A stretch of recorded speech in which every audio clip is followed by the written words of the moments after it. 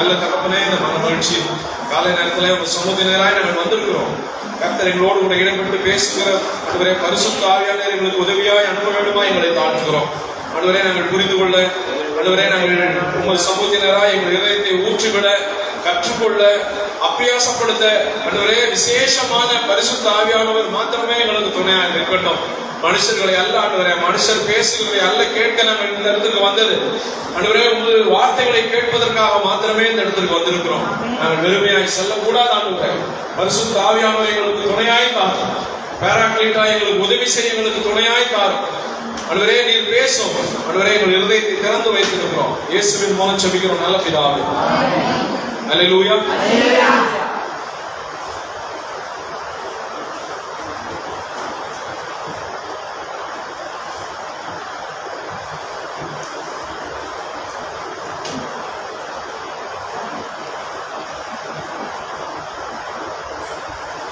வேதத்திலிருந்து 2 சம்பவங்களை நீங்கள் ஏற்கனவே அறிந்த சம்பவம் தான். இந்த 2 சம்பவங்களை உங்களோடு கூட பகிர்ந்து கொள்வதில் நான் மிகுந்த மகிழ்ச்சி அடைகிறேன். முதலாவதாக, இன்றைக்கு உங்களோடு கூட நான் நிற்பதற்கு கர்த்தர் பாராட்டின தயவுக்காக தேவனை சோதரிக்கிறேன். அருமையான அழைப்பை கொடுத்த என்னுடைய அருமை ஊழிய சகோதரருக்கும் அவருடைய குடும்பத்திற்கும் உங்கள் ஒவ்வொருவருக்கும் தேவனுடைய நாமத்தினாலே நன்றியை தெரிவிக்கிறேன். நீங்கள் ஆசீர்வதிக்கப்பட்டவர்களாக இருப்பீர்களாக. ஆமென். 2 சம்பவங்கள். அந்த 2 சம்பவம், அந்த பகுதியை நம்ம வாசிக்கலாம். வாசித்துட்டு அதுல இருந்து கர்த்தர் நமக்கு சொல்லுகிற காரியத்தை நாம் புரிந்து கொள்ளலாம். 2 நாளாகமம் 20ஆம் அதிகாரம் 15ஆம் வசனம். 2 நாளாகமம் 20ஆம் அதிகாரம் 15ஆம் வசனம்.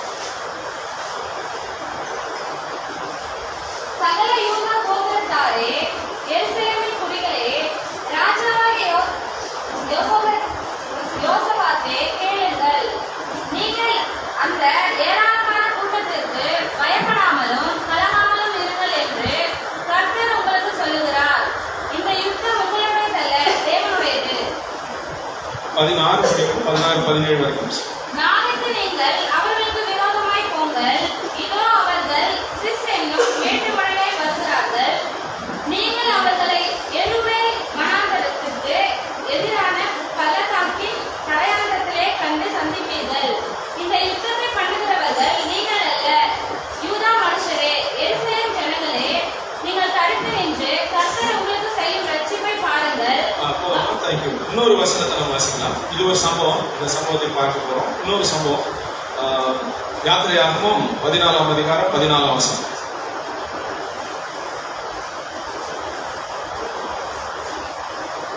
கர்த்தர் உங்களுக்காக யுத்தம் பண்ணுவார், நீங்கள் சும்மா இருப்பீர்கள் என்றார். கர்த்தர் உங்களுக்காக யுத்தம் பண்ணுவார், நீங்கள் சும்மா இருப்பீர்கள். இந்த 2 சம்பவத்தையும் நீங்க பாத்தீங்கன்னா, 2லயுமே பாத்தீங்கன்னா God will fight for you.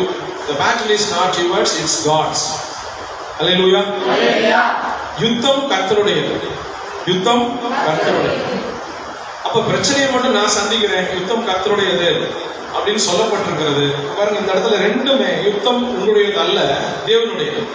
நம்ம 2 நாளாகமத்துல படித்ததுல யாத்திரையாகமத்துல படிக்கிறது பாத்தீங்கன்னா, கர்த்தர் உங்களுக்காக யுத்தம் செய்வார், நீங்கள் சும்மா இருப்பீர்கள், நீங்கள் சும்மா இருப்பீர்கள். இந்த 2 சம்பவமே என்ன சொல்லுகிறது, எதை மையமாக சொல்லுகிறது அப்படின்னு சொன்னா, நீங்கள் சந்திக்கிற யுத்தம் அதை நான் டேக் ஓவர் பண்ணிக்கிட்டேன், யுத்தம் என்னுடையது அப்படின்னு அவர் சொல்றார். யுத்தம் கர்த்தருடையது அப்படின்னு சொல்றார். இந்த 2 வெவ்வேறான சம்பவங்களை மாத்திரம் அதுல இருந்து நாம் ஒரு சில காரியங்களை கற்றுக்கொள்ள தேவன் நமக்கு உதவி செய்வார். முதல் சம்பவத்துல பாத்தீங்கன்னா, 2 நாளாகமம் 20ஆம் அதிகாரத்தை நம்ம எடுத்து வைத்துக் கொள்ளலாம். 2 நாளாகமம் 20ஆம் அதிகாரத்துல ஒரு ராஜா ஒருத்தர் இருக்கிறார். அந்த ராஜா பேரு யோசபாத். அந்த யோசபாத் ராஜா தேவனுக்கு கொஞ்சம் பிரியமான ஒரு ராஜா தான். அவருடைய நாட்கள்ல பாத்தீங்கன்னா, முதல் வசனத்தை நான் வாசிக்கிறேன். 564ஆவது பக்கத்துல இருக்கு. 2 நாளாகமம் 20ஆம் அதிகாரம் முதல் வசனம். இதற்கு பின்பு மோவாப் புத்திரரும் அம்மோன் புத்திரரும் அவர்களோடு கூட அம்மோனியருக்கும் அப்புறத்தில் உள்ள மனுஷரும் கூட யோசபாத்திற்கு விரோதமாக யுத்தம் பண்ண வந்தார்கள். சிலர் வந்து யோசபாத்தை நோக்கி, உமக்கு விரோதமாக ஏராளமான ஜனங்கள் கடலுக்கு அக்கறையில் இருக்கிற சீரியாவில் இருந்து வருகிறார். இந்த இடத்துல பாத்தீங்கன்னா, கடலுக்கு அக்கறையில் இருக்கிற சீரியாவில் இருந்து வருகிறார். ஏன் அந்த கடலுக்கு அக்கறைன்னு சொல்லுகிறேன்.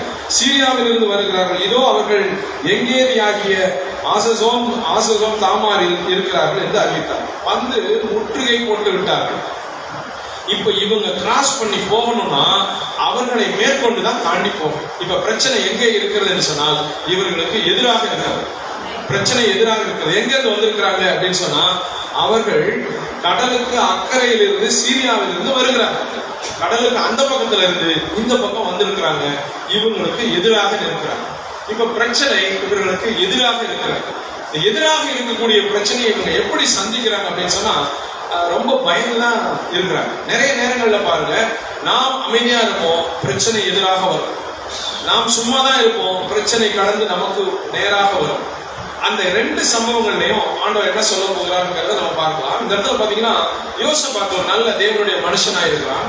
அவன் எப்படி அதை ஹேண்டில் பண்றான், எப்படி அதை அதாவது அந்த தாக்குதலை எப்படி ஓவர் கம் பண்ணுறான், அது அவனுடைய ஸ்டைல் என்ன. அதே போல அந்த பக்கத்துல இன்னொரு சம்பவத்தை நான் வாசிச்சோம். அந்த இடத்துல இருக்கக்கூடிய ஸ்டைல் என்ன, இது ரெண்டையும் நாம் கற்றுக்கொள்கிறது தான் இன்றைக்கு கர்த்தர் நம்ம கொடுத்திருக்கிற ஒரு கிருபையான நேரம். இந்த இடத்துல பாத்தீங்கன்னா 20ஆம் அதிகாரத்துல 12ஆம் வசனத்தை நான் வாசிக்கிறேன். எங்கள் தேவனே, நீர் எங்களை நியாயம் தீர்க்க மாட்டீரோ? எங்களுக்கு விரோதமாக வந்த இந்த ஏராளமான கூட்டத்திற்கு முன்பாக நிற்க எங்களுக்கு பலன் இல்லை. ஃபர்ஸ்ட் இவன் செய்யற காரியம் என்னன்னு சொன்னா தன்னை சரண்டர் பண்றான். எனக்கு பலன் இல்லை, வந்திருக்கிறவங்க கூட்டம் ஏராளம், நாங்க இருக்கிறது ரொம்ப சொற்பம், கம்மியானது. அதாவது இப்படி சொல்லலாம், பிரச்சனையினுடைய வீரியம் அதிகம், என்னிடத்தில் இருக்கக்கூடிய பலன் குறைவு, பிரச்சனையுடைய தாக்கம் அதிகம். நீங்க அது எந்த பிரச்சனையாக வேணாலும் நீங்க எடுத்துக்கொள்ளலாம். கர்த்தர் உங்களுக்காக என்ன மைண்ட்ல கொண்டு வருகிறாரோ அதை நீங்க எடுத்துக்கொள்ளலாம். ஆனால் சொல்யூஷன் அவர் தான் இதனுடைய தீர்வு. பிரச்சனையினுடைய காரியம் அதிகம், இந்த ஏராளமான கூட்டத்திற்கு முன்பாக நிற்க எங்களுக்கு பலன் இல்லை, நாங்கள் செய்ய வேண்டியது இன்னது என்று எங்களுக்கு தெரியவில்லை. இந்த நிலையில தான் நம்ம நிறைய நேரத்தில் இருக்கோம். நமக்கு நிறைய படிச்சிருப்போம், நிறைய மேன் பவர் நமக்கு நிறைய இருக்கும். இன்னும் கேட்டா நிறைய பேருக்கு நல்ல உயரமான வட்டசாட்டமான சூழலில் கூட இருப்பாங்க. நிறைய பேருக்கு பினான்ஸ் கூட நிறைய கையில் இருக்கும். ஆனால் ஒரு சில குறிப்பிட்ட சந்தர்ப்பங்களை, ஒரு சில குறிப்பிட்ட பிரச்சனைகளை மேற்கொள்வதற்கு நமக்கு பலன் இல்லை, நமக்கு தெரியவில்லை. அதை எப்படி ஓவர் கம் பண்றதுங்கிற நாலேஜ் நமக்கு இல்லை. ஏன்னா நம்ம ஒரு சில நேரத்தில் எக்ஸ்பீரியன்ஸ்ல தாண்டி வந்திருப்போம். ஒருத்தர் போய் ஆலோசனை கேட்டால் அவர் கடந்து வந்த விதமாக நமக்கு சொல்லுவார். ஒரு கடன் பிரச்சனையில் மாட்டிட்டோம்னு வச்சுக்கிறேன், அவர் ஸ்ட்ரிக்டா யாருக்கும் எதுவுமே கொடுக்காத ஒரு நபரா இருப்பார். அதற்காக நான் சொல்லுவேன், ஒருத்தருக்கு ஒரு டீ கூட வாங்கி தரக்கூடாதுன்னு அவருக்கு தன்னுடைய எக்ஸ்பீரியன்ஸை சொல்லுவார். அப்படிதான் அவங்க அதை ஹேண்டில் பண்ணுவாங்க. ஏன்னா அவங்க கடந்து வந்த பாதை அது. ஆனால் நாம் கடந்து வந்த பாதை விசேஷமாக நமக்கென்றே கடவுள் கொடுத்த பாதை. அதனால தீர்வும் அவரிடத்துல மட்டும்தான். மனிதர் இடத்துல ஆலோசனையில தீர்வு இல்லை. இதை நம்ம ஃபர்ஸ்ட் தெரிந்து கொள்ள வேண்டியது, எங்களிடத்துல பலன் இல்லை, எங்களிடத்துல அதற்கான அறிவு இல்லை, அதை ஓவர் கம் பண்ணுகிற நாலேஜ் இல்ல, டெக்னிக் இல்ல, எங்களிடத்துல சோர்ஸ் இல்ல, எங்களிடத்துல எந்த விதமான ஒரு சின்ன அதை மேற்கொள்ளுகிற ஆற்றல் நம்ம இடத்துல இல்ல. அப்படி இல்லாதனாலதான் அவர்கிட்ட வரும். அது அப்படி இருந்துச்சுன்னா நம்ம தான் மேற்கொண்டு போயிருப்போமே. இவங்க வந்திருக்கவே வேண்டாமே. அவர்கிட்ட சொல்லும்போது என்ன சொல்றாங்க, நாங்கள் செய்ய வேண்டியது எங்களுக்கு தெரியவில்லை, ஆகையால் எங்கள் கண்கள் உண்மையே நோக்கி கொண்டிருக்கிறது என்றார். அல்லேலூயா. ஆண்டவர் எப்படி சொல்றார், என்னை நோக்கி கூப்பிடு, என்னை நோக்கி கூப்பிடு, ஆண்டவர் எப்படி சொல்லிருக்கலாம், கூப்பிடுன்னு சொல்லிருக்கலாம். ஏன் நோக்கி கூப்பிடு அப்படின்னு சொல்றாருன்னா, என்னை மட்டுமே நோக்கி கூப்பிடு, அதுதான் அதனுடைய பொருள். இப்போ ஒருத்தரை நான் அழைக்கிறேன் அப்படின்னு சொன்னா பொதுவாக நான் அழைக்கலாம், வாருங்கள் அப்படின்னு சொல்லி அழைக்கலாம். கூட்டத்துல நிறைய எழுதி போட்டிருப்பாங்க. இப்படி எழுதி போடுறோம், ஒரு தேச தலைவரை பார்த்துட்டு, உதாரணத்துக்கு சமீபத்தில் யாராவது சொல்லலாம், முதல்வர் ஸ்டாலின் அழைக்கிறார் அப்படின்னு செவுத்துல இருக்குதுன்னு வச்சுக்கோங்க. இந்த பக்கம் விஜய் அழைக்கிறார், அவரை எடப்பாடி பழனிசாமி அழைக்கிறார் அப்படின்னு சொன்னா பொதுவான அழைப்பு. இன்னொரு பக்கத்துல பாத்தீங்கன்னா இயேசு அழைக்கிறார், பொதுவான அழைப்பு. நான் நம்மை நோக்கி அவங்க அழைக்கல. ஆனா வீட்டுல வந்து ஹேண்டில்ஸை கொடுத்து இந்த மீட்டிங்கு நீங்க வாங்கன்னு சொன்னா இது யாருடைய அழைப்புனா பர்சனலா உங்களுக்கான அழைப்பு, பொதுவான அழைப்பு அல்ல. இது பொதுவான அழைப்பு அல்ல. இது ஆண்டவர் அப்படிதான் சொல்றாரு. ஆண்டவரே அப்படின்னு சொல்றது இல்ல, என்னை நோக்கி கூப்பிடு. நீ வேற எதையும் நோக்காத, உன்னுடைய சோர்ஸை நோக்காத, உன்னுடைய ஹேண்ட்ஸ் பவர் பார்க்காத, உனக்கு இருக்கிற என்னென்னு கவுண்ட் பண்ணாத. ஆண்டவருக்கு அந்த ஒரு பிரச்சனையை சால்வ் பண்ணும்போது இந்த பக்கத்துல இருக்கிற சோர்ஸை கவுண்ட் பண்ண பிடிக்காது. இது வேதத்துல நீங்க நிறைய இடத்துல பார்க்கலாம். இவ்வளவு பெரியான இந்த கிரௌடுக்கு நான் என்ன பண்ணலான்ட்டு ஒரு ஜனத்தொகைய மக்கள் தொகை கணக்கெடுக்க போவான் தாவீது. ஆண்டவர் ரொம்ப கோபம். சோர்ஸ் நான் உன்னை புழுதில இருந்து இங்கே கொண்டு வந்திருக்க நீ ஆலயா என்ற. எப்பொழுதுமே பிரச்சனைகளை நாம் சந்திக்கும் போது நாம் நோக்கி பார்க்க வேண்டிய ஒரு இடம் எதுனா தேவனுடைய முகம் என்றது. ஏனென்றால் ஏன் தேவனுடைய முகம் என்றால் அதுதான் தீர்வு வச்சிருக்கு. மற்றதெல்லாம் தீர்வு இல்லை. மற்றதெல்லாம் ஒருவேளை ஆலோசனை சொல்லும், தன்னுடைய அனுபவத்தின் வாயிலாய் ஆலோசனை சொல்லும், தன்னுடைய காரியத்தின் வாயிலாய் ஒரு சில யோசனையை சொல்லலாம், இப்படி போகலாம் அப்படின்னு சொல்லி. ஆனால் தீர்வு வைத்திருக்கிறவர் அவர் மட்டும்தான். அதனால என்ன சொல்றாங்க, ரெண்டு காரியத்தை அந்த இடத்துல நம்ம கற்றுக்கொண்டோம். ஒன்று, நாங்கள் எங்களுக்கு விரோதமா இந்த கூட்டம் முழுக்க எங்களுக்கு பலன் இல்லை, நாங்கள் சரண்டர் பண்றோம். அடுத்தது, நாங்கள் செய்ய வேண்டியது என்னது என்று எங்களுக்கு தெரியவில்லை அப்படின்னு சொல்றான். யோசனைகள் எங்களுக்கு இல்லை, நீங்க தான் அப்படின்னு சொல்றான். அடுத்ததுதான், நாங்கள் எங்கள் கண்கள் உண்மையே நோக்கி கொண்டிருக்கிறதுன்னு சொல்றோம். அப்ப டோட்டலா ஆண்டவர்கிட்ட சரண்டர் ஆகும்போது, டோட்டலா நான் ஒண்ணு இல்லைன்னு சொல்லும்போது, என்னுடைய கரத்துல ஒண்ணு இல்லைன்னு சொல்லும். உதாரணத்துக்கு இந்த டம்ளரை தூக்கி இப்படி வைக்கிறதுக்கு எனக்கு பயிற்சி தேவையில்லை, நான் ஈஸியா எடுத்து வச்சிருவேன். ஆனால் ஒரு 150 கிலோவை தூக்குறதுக்கு எனக்கு பயிற்சி தேவை. ஆனால் மிகப்பெரிய ஒரு பிரச்சனையை செய்யணும்னா ஆண்டவரே முடியாதுன்னு போகும். நிறைய பேர் ஆண்டவர்கிட்ட இப்படி சொல்லுவாங்க, 50,000 நானே பெரட்டிட்டேன் ஆண்டவரே, 60,000 பெரட்டிட்டேன் ஆண்டவரே, ஆனா இது 1 லட்சமா இருக்குது ஆண்டவரே. ஆனா உண்மையான நிலைமை என்ன தெரியுமா, அந்த 50,000 அவரு தான் கொடுத்தாரு, அந்த 60,000 அவரு தான் கொடுத்தாரு. ஆனா நம்முடைய நாலேஜ் என்ன சொல்லுதுன்னா, இது வரைக்கும் நான் பார்த்துட்டேன், இதுக்கு மேல நீங்க தான் அப்படின்னு நம்ம நினைக்கிறோம். அங்கதான் பிரச்சனை. ஆண்டவர் என்ன செய்யறாரு, முதல் பிரச்சனை முதல்லே என்னதான் சோர்ஸ், முதல்ல உனக்கு கொடுத்ததே என்னது, அப்ப உன் பாக்கெட்ல இருக்கிற 10 ரூபாயுமே நான் கொடுத்ததுதான். இப்ப நீ 10,000 ரூபாய் கடன்ல இருந்தாலும் அதையும் அடைக்க போறது நான் தான். என்னை நோக்கி கூப்பிட்டீங்கன்னா, என் முகத்தை நோக்கி கூப்பிட்டீங்கன்னா, ஆண்டவர் இப்படி சொல்றாரு, நீ அறியாததும் உனக்கு எட்டாததுமான பெரிய காரியங்கள் உனக்கு சொல்றேன். நீ என்னை நோக்கி கூப்பிடலன்னா நீ அறிந்ததுதான் வச்சிருப்ப. அவரை தெரியும், இவரை தெரியும், இவரை தெரியும். நீ என்னை நோக்கி கூப்பிட்டா நீ அறியாத அப்படின்னா என்ன அர்த்தம்னா, இதுவரைக்கும் நீ அறியாத, இதுவரைக்கும் உனக்கு எட்டாதது. எட்டாததுன்னா என்ன அர்த்தம்னா, ஃபார் எக்ஸாம்பிள் இப்ப நம்ம 2-3 பிள்ளைகளுக்காக +2க்காக ப்ரேயர் பண்ணோம், 10th ப்ரேயர் பண்ணாங்க, ஃபாஸ்ட் ப்ரேயர் பண்ணாங்க. அவங்க ஆண்டவரை நோக்கி கூப்பிட்டாங்கன்னா, இது வரைக்கும் அவன் கிளாஸ் ஃபர்ஸ்ட் வாங்கியிருப்பான், இப்ப டிஸ்ட்ரிக்ட் ஃபர்ஸ்ட் வாங்குவான். அவன் கற்பனையில கூட பார்த்திருக்க மாட்டான். அவனுக்கே அது நாலேஜ் இருக்காது, அவனுடைய ப்ரேயர் பாயிண்டே அது இருக்காது. ஆனால் ஆண்டவரை நோக்கி கூப்பிடும் போது நீ அறியாது, உனக்கு எட்டாது. உனக்கு எட்டாதுன்னு அர்த்தம், உனக்கு அது எட்டாது, நான் தான் கொடுக்கணும். அதனாலதான் இந்த இடத்துல அவங்களுக்கு முன்னாக ஒரு பிரச்சனை இருக்கிறத பாரு. முன்னாக ஒரு பிரச்சனை இருக்கும்போது அவங்க என்ன செஞ்சாங்கன்னா, ஆண்டவர்கிட்ட சரண்டர் ஆகல. அந்த இடத்துல நான் பார்க்கிறேன். அடுத்தது இவங்க செய்யற இன்னொரு காரியம் என்னன்னு சொன்னா, ஆண்டவர் ஒரு தீர்க்கதரிசி அந்த இடத்துக்கு அனுப்புகிறார். 14ஆம் வசனத்துல பாத்தீங்கன்னா, அப்பொழுது சபையின் நடுவில் இருக்கிற மத்தானியாவின் குமாரனாகிய, நான் படிக்கிறது 2 நாளாகவும் 20ஆம் அதிகாரம் 14ஆம் வசனம். குமாரனாகிய ஏகேலின் மகனாகிய பெனாயாவுக்கு பிறந்த சகரியாவின் புத்திரன் யகாசியல் என்னும் ஆசாபின் புத்திரரில் ஒருவனாகிய லேவியன் மேல் கர்த்தருடைய ஆவி இறங்கினதினால் அவன் சொன்னது. அப்ப கர்த்தருடைய ஆவி இறங்கினதுனால் அவன் சொன்னதுன்னா என்ன? இப்ப யார் சொல்லுகிறா? கர்த்தருடைய ஆவியானவர் பேசுகிறார். கர்த்தருடைய ஆவியானவர் அந்த இடத்துல மனுஷன் மூலமாக பேசுகிறார். சகல யூதா கோத்திரரே, எருசலேமின் குடிகளே, ராஜாவாகி யோசபாத்தை கேளுங்கள். ராஜாவும் என்ன நிலைமையில தான் இருக்கிறான்னா, இந்த மக்களா பயந்து தொட நடிக்கிட்டு தான் நிக்கிறான். நாம் நினைக்கிறோம் அந்த குடும்பத்துல இவர் பெரிய உயர்ந்தவர், அவர் நடுங்காம இருக்காரு. அவருக்கு பிரச்சனை வந்து அவரும் தான் நடுங்குவார்.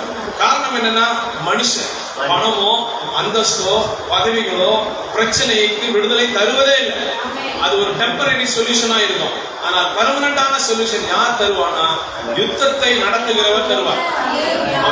பரிசுத்த ஆவியானவர் இவன் மேல இறங்கி, அந்த மனுஷன் மேல இறங்கி, கர்த்தருடைய ஆவியானவர் என்ன சொல்லுகிறார்னா, நீங்கள் அந்த ஏராளமான கூட்டத்திற்கு பயப்படாமலும் கலங்காமலும் இருங்கள் என்று கர்த்தர் உங்களுக்கு சொல்லுவார். இதான் ஃபர்ஸ்ட் அவங்களுக்கு செய்ய வேண்டிய கம்ஃபர்ட். அப்போ ஒரு சில பிரச்சனைகளை குறித்து அதனுடைய எழுத்து அப்படி நம்ம சந்திக்க போறோம். பிரச்சனை அங்க இருக்கு, ஆப்போசிட்ல இருக்கு, அந்த கடலின் தாண்டி இந்த பக்கம் வந்திருக்கு, வெயிட் பண்ணிக்கிட்டு இருக்கு, நிறைய பேர் இருக்கிறாங்க, நம்ம சோர்ஸ் கம்மி. இப்போ முதல்ல அவங்களுக்கு தேவையானது என்னன்னு சொன்னா கம்ஃபர்ட் தான். ஃபர்ஸ்ட் எடுத்தோம்னா அவங்களுக்கு பயத்தை நீக்கிற ஆறுதல் தான். இப்ப ஆண்டவர் முதல் நமக்கு செய்கிற காரியம் என்னன்னு சொன்னா, நம்ம சரண்டர் பண்ணும்போது ஆண்டவர் ஃபர்ஸ்ட் என்ன செய்யறதுன்னா, இருதயத்துல அந்த பிரச்சனையை குறித்த தீவிரத்தை குறைத்து விடுவார். அந்த பிரச்சனை பயங்கரமா இவ்வளவு நேரம் போகிட்டு இருக்கும், ஆனா நீங்க கேஷுவலா எடுத்துட்டு சாப்பிட்டு இருப்பீங்க, நீங்க கேஷுவலா போயிட்டு இருப்பீங்க, உங்க வேலையை நீங்க பார்த்துட்டு இருப்பீங்க. ரீசன் என்னன்னா, நீங்க ஆண்டவர்கிட்ட சரண்டர் ஆயிருப்பீங்க. நேற்று வரைக்கும் அதே பிரச்சனை தான் உங்க தூங்க விடாம பண்ணிருப்போம். ஆனால் இன்றைக்கு ஆண்டவருடைய முகத்தை பார்த்த பிறகு அதே பிரச்சனை அங்கேயேதான் இருக்கும். ஆனால் நீங்கள் பயப்படாம இருப்பீங்க, நீங்கள் கலங்காம இருப்பீங்க.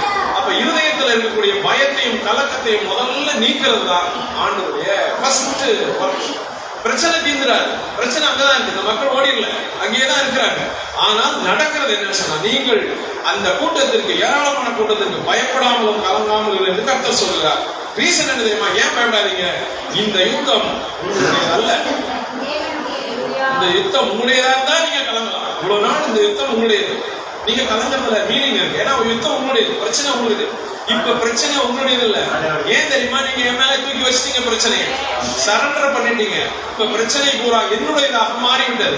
காரணம், நீங்கள் என்னுடைய பிள்ளைகள் என்பதால், நீங்கள் என்னுடைய ரத்தத்தினாலே கழுவப்பட்டவர்கள் என்பதால் உங்கள் பிரச்சனைகள் இனி என்னுடைய பிரச்சனை. யுத்தம் உங்களுடையது அல்ல. அப்போ யுத்தம் உங்களுடையது அல்லன்னு சொன்னா பிரச்சனையும் உங்களுடையது அல்ல, கவலையும் உங்களுடையது அல்ல, பயமும் உங்களுடையது அல்ல. அப்ப நீங்க பயப்பட வேண்டியதில்லை, அப்ப நீங்க கலங்க வேண்டியதில்லை. மறுபடியும் நீங்க கலங்கிட்டே இருந்தீங்கன்னா, நீங்க ஏன் மேல நம்பிக்கை வைக்கலன்னா, பிரச்சனை என்னுடையது என்று சொல்லி நான் எடுத்துக்கொண்ட பிறகும் உங்கள் மனதில் கலக்கம் இருந்து கொண்டே இருந்தால், பயம் இருந்து கொண்டே இருந்தால், மறுபடியும் ஏராளமான கூட்டம், ஏராளமான பிரச்சனையை நீங்க வச்சுக்கிட்டீங்கன்னா, நீங்க பிரச்சனையை மட்டும்தான் பாக்குறீங்க. உங்களுக்காக யுத்தம் பண்ணுகிறேன் என்று சொன்னது என்னை நீங்கள் பார்க்கவில்லை. அப்படிதான். அல்லேலூயா. இனி பரிசுத்த ஆவியானவர் இப்ப இந்த வார்த்தையின் வழியாக நமக்கு சொல்லுகிறது என்னன்னா, யுத்தம் கர்த்தருடையது, யுத்தம் தேவனுடையது, இனி அவர் பார்த்துக் கொள்வார், இனி அவருடையது அப்படின்னு சொல்லி நாளைக்கு நீங்கள் அவர்களுக்கு விரோதமாய் போங்கள். இப்ப யுத்தம் கர்த்தருடையதுன்னு சொன்னா அவரு தானே போகணும் இல்லையா? அவரு தானே போகணும். ஆனா என்ன சொல்றாரு? நீங்க போங்க. அப்ப யுத்தம் என்னுடையது, நான் பண்ண போறேன். ஆனா செயல்பட வேண்டியது யாருன்னா நீதான் மூவ் பண்ண போற. யுத்தம் உன்னுடையதுதான். ஆனா அந்த யுத்தத்தை டேக் ஓவர் நான் பண்ணிட்டேன். இப்ப மொத்தம் என்னுடையது, நான் பாத்துக்கிறேன். முன்னாடி நீ போ. ஃபேஸ் மட்டும் தான் உன்னுடையது, பவர் என்னுடையது. ஃபேஸ் மட்டும் தான் உன்னுடையது, முகம் மட்டும் தான் நீ. மற்ற செயல்படுறதெல்லாம் யாரு? இதுதான் ஆண்டவர் நமக்கு கொடுக்கிற இரண்டாவது தைரியம். இனி நீங்கள் பயப்பட வேண்டாம், ஏராளமான கூட்டத்துக்கு கலங்காதீங்க. அதே நேரத்தில் வீட்லயும் இருக்காதீங்க. கிளம்பி ஓவர் கம் பண்றதுக்கு புறப்பட்டு போங்க. ஒரு ஸ்டெப் எடுத்து வைங்க. நீங்க வச்சீங்கன்னா அந்த பிரச்சனையை எப்படி சால்வ் பண்ணுவேன்னு நீங்க பாருங்க அப்படின்னு சொல்லி ஆண்டவர் நமக்கு சொல்லுங்க. அல்லேலூயா. அடுத்தது இன்னொரு காரியத்தை பார்ப்போம். அந்த வசனத்தின் தொடர்ச்சியில பாத்தீங்கன்னா, அவர்கள் சிஸ் என்னும் மேட்டு வழியாய் வருகிறார்கள். நீங்கள் அவர்களை எருவேல் வனாந்தரத்திற்கு எதிரான பள்ளத்தாக்கின் கடையாந்தரத்தில் கண்டு சந்திப்பீர்கள். இப்ப பிரச்சனையை மீட் பண்ணுவதற்கான இடத்தையும் ஆண்டவர் சொல்லுங்க. அல்லேலூயா. புறப்பட்டீங்க, யுத்தம் என்னுடையது, மூவ் பண்ணுங்க. அது இடம் எங்க, எந்த இடத்துல அவரை சந்திப்பீங்க, எந்த இடத்துல அடிப்பீங்க, கரெக்டா நீங்க அங்க போக. அவங்க அங்க இருக்கிறாங்க. நம்ம என்ன செய்வோம்? பிரச்சனையே அதான் என்னுடைய பிரச்சனையே, அவன் அங்க இருக்கிறதானே என்னுடைய பிரச்சனையே. மறுபடியும் அங்க போக சொல்றீங்களே, முன்னாடி உன்னுடைய பிரச்சனை, அப்ப நீ பயந்த, அப்ப உன்னுடைய கலக்கம் இருந்துச்சு, இப்ப பிரச்சனை என்னுடையதாயிடுச்சு, இப்ப நீ தைரியமா போ அப்படின்னு சொல்லும் போது, அதற்கு பிறகு நம்முடைய வேகம் எப்படி இருக்கு யோசிப்பாரு. அதற்கு பிறகு நம்முடைய வேகம் ரொம்ப பயங்கரமான வேகமா இருக்கும். அதற்கு பிறகு ஏன்னா நம்ம பின்னாடி இருக்கிறவரையா ஆண்டவர் ஒரு சில நேரங்கள்ல நாம் கண்களுக்கு தெரியாத தைரியத்தை நமக்கு சொல்லுவார். நாங்க யூத் கொஞ்சம் வாலிபராக இருக்கும்போது டிராக்ஸ் கொடுக்க போவோம். ஜஸ்டின்லாம் தெரியும், டிராக்ஸ் இந்த கூட்டுரோடு இருக்கு இல்லைங்களா, அங்க கொடுக்க போவோம். அப்போ ஒரு தம்பி இருக்காரு, அவர் சச்சமே இல்லை, அதனால அவர் பேர சொல்லல. அவர் என்ன செய்வார்னா, எல்லாரும் கூடி 3:30 மணிக்கு ஜெபம் பண்ணிட்டு வண்டி எடுத்துக்கிட்டு அங்கே போய் வண்டியை போட்டுட்டு 4 ரோட்லையும் டிராக்ஸ் கொடுக்குறது. பஸ் போவோம், 4 ரோட்லையும் பஸ் போவோம். எப்படி போவோம்? இப்படி போவோம், கடலூர் பாண்டி, இந்த பக்கம் சென்னை போவோம், இப்படி விழுப்புரம். பஸ் ஸ்டாப் நின்ன உடனே நான் ஒரு ஓரம் அடிப்பேன். டிராக்ஸ் கையில் சோர்ஸ் நான் தான் வச்சிருக்கிறேன் கையில். எல்லாரும் கொடுத்தோன்னே டக் டக்குன்னு ஜன்னலை கொடுப்பாங்க, 2 ஜன்னலையும் கொடுத்தோன்னே வண்டி போயிடும். இப்படி போகும்போது என்ன செய்வாருன்னா, இங்கேருந்து கிளம்பி போகிறோம்ல, போகும்போதே என்ன தூத்துக்குடி பக்கம் இந்த மாதிரி டிராக்ஸ் கொடுத்தாங்க, செம்மாட்டியா இருக்கிற 5 பேருக்கு எப்படி இருக்கு பாரு. ஏற்கனவே ஏன்னா ஒரு சுவிசேஷம் அறிவிக்கிறதுன்னா அப்படின்னு தைரியமா நம்ம பண்ணல. நம்ம என்ன பண்றோம்? ஐயா திட்டுவானோ, பல்லு விழுந்துருவானோ அப்படின்னு தான் நம்ம பண்றோம். ஒரு வக்கீல் இருப்பார், போயிட்டு போட்டுருப்பாரு. அவர் ஒவ்வொரு தடவையும் அவர் இறங்கி அங்கே ஒரு கோயிலுக்கு போவார். ஒவ்வொரு தடவையும் அவர் கையில் கொடுப்பாங்க. அவர் வாங்கி ஒவ்வொரு தடவையும் கண்டுபிடி கீச்சு போட்டு போவார். ஒவ்வொரு தடவையும் அடுத்த தடவையும் கொடுப்பாங்க. அடுத்த ஒரு சிலர் கேட்பாங்க, இது கொடுக்கறதுனால உங்களுக்கு எவ்வளவு காசு கிடைக்கும் அப்படின்னு கேட்பாங்க. நிறைய அசிங்கம் அவமானம்லாம் சந்திக்கிறதுனால அது ஒரு இன்ட்ரெஸ்டான வேலையா இருக்காது ரொம்ப. ஏன்னா நம்ம ஒரு சில நேரத்துல பயந்துட்டே தான் வேணாம் அப்படின்னு பயந்துகிட்டே கத்தி வீசுவாங்கல்ல, அந்த மாதிரி செய்யற நாட்கள் அது. துணிச்சல் இல்லாம செஞ்சுக்கிட்டு இருந்த நாட்கள் அது. அப்ப இவர் வேற ஒரு பாம்பை கிளப்பிட்டாருன்னா போறவங்க என்ன செய்வாங்கன்னா, அப்படியே அவசரமா எனக்கு வேலை இருக்கு 2 பேர் கழிடுவாங்க. அதை மீறி நீங்க அங்க போயிட்டீங்கன்னா அன்னைக்கு பாத்தீங்கன்னா வழக்கமா 500 கொடுத்தா அன்னைக்கு 700-800 கொடுத்துருக்கோம். அப்ப ஓவர் கம் பண்ணுகிறதுக்கு நீங்க தைரியமா போங்க ஸ்பாட்டுக்கு. இவ்வளவு நாள் நீ கொடுக்கறதுக்கு பயந்த, அது என்னுடைய செய்தியை கொடுக்குறேன். சினிமா நோட்டீஸ் ஒருத்தன் தைரியமா கொடுத்துட்டு போறான். கடன் வாங்குற நோட்டீஸ அடகு போய் ஓனரையே நான் கொடுத்து ஏன்டா கொடுத்துருன்னு தைரியமா வித்துருன்னு சொல்றான். அவன்லாம் மகிழ்ச்சியா சொல்லும் போது உனக்கு ஜீவனை தருக்கிறேன்னு சொல்றாரு, உன் பாவம் மன்னிக்கணும்னு சொல்றாரு. அதை கொடுக்கறதுக்கு உனக்கு என்ன கஷ்டம்னு சொல்லி ஒரு 2 நிமிஷம் நீங்க ஆண்டு அப்படி பேசிட்டு போனோன்னு ஒரு சீல் கிடைக்கும். அன்னைக்கு வழக்கமா கொடுக்கறத விட தைரியமா கொடுப்பாங்க. அல்லேலூயா. அப்போ ஆண்டவர் என்ன செய்யறாருன்னா, முதல்ல நமக்கு அந்த தைரியத்தை கொடுக்கிறார். அதற்கான சோர்ஸ் நான் இருக்கிறேன்னு சொல்றாரு.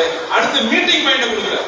பிரச்சனையை போய் இந்த இடத்துல நீ தைரியமா சந்தி போய் பாப்ப நான் இருக்கிறேன் அப்படின்னு சொல்லி ஆண்டவர் சொல்றாரு. ஒருவேளை இந்த நிமிஷத்துல நான் உங்களுக்கு சொல்லுவேன், நீங்க எந்த பிரச்சனையை மைண்ட்ல வச்சிருக்கீங்களோ அல்லது எது உங்களை ரொம்ப அதிகமா தொந்தரவு பண்ணிட்டு இருக்கோம், இவ்வளவு நாள் இப்படி சொல்லலாம், இவ்வளவு நாள் அந்த பிரச்சனையை நான் எப்படி சமாளிப்பேன்னு நீங்க யோசிச்சிருக்கீங்களோ, இப்போ ஆண்டவர்கிட்ட சொல்லுங்க, ஆண்டவரே பிரச்சனை உங்களுடையதாயிடுச்சு அப்படின்னு நீங்க சொன்ன பிறகு ஆண்டவர் இனி உங்களுக்கு கொடுக்கறது இல்ல, அதை மேற்கொள்ளுகிற ஆலோசனை தான்.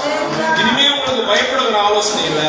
இனிமேல் அந்த பிரச்சனையை எப்படி நீங்க சால்வ் பண்ண போறீங்க, எப்படி தாண்ட போறீங்க அப்படின்னு ஆண்டவர் உங்களுக்கு ஆலோசனை சொல்ல. 17ஆம் வசனத்துல பாத்தீங்கன்னா, இந்த யுத்தத்தை பண்ணுகிறவர் நீங்கள் அல்ல, கன்ஃபார்ம் பண்ற, நீங்கள் அல்ல யூதா மனுஷரே, எருசலேம் ஜனங்களே, நீங்கள் தரித்து நின்று கர்த்தர் உங்களுக்கு செய்யும் ரட்சிப்பை பாருங்கள். பயப்படாமலும் கலங்காமலும் இருங்கள். நாளைக்கு அவர்களுக்கு எதிராக புறப்படுங்கள்.